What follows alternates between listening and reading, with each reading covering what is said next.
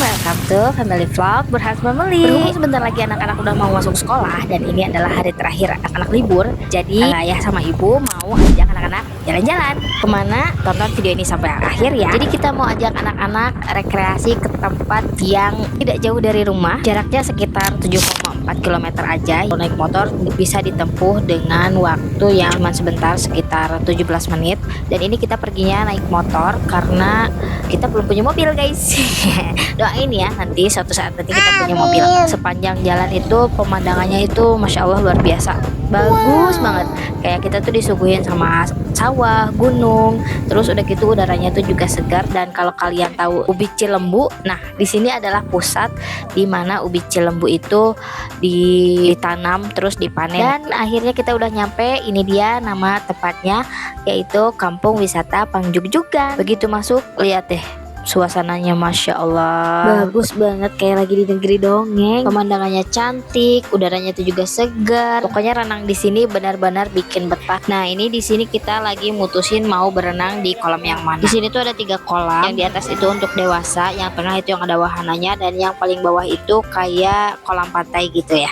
Dan akhirnya kita putuskan untuk berenang di kolam yang kayak pantai karena di situ nggak terlalu rame. Cuman sayangnya di sini tempat nunggunya itu nggak ada atapnya. Sekalian pemanasan dulu lah karena di sini airnya itu dingin. Jadi make sure kalian kalau mau berenang di sini sudah makan. Terus jangan lupa peregangan supaya nggak kram. Tuh lihat ya, ini pemandangan sepanjang.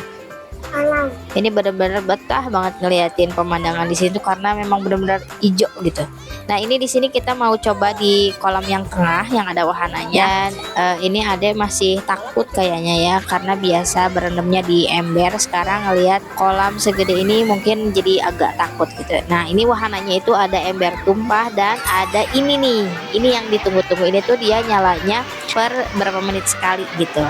Nah terus ada juga kolam yang panjang, jadi anak-anak bisa belajar berenang tanpa takut tenggelam.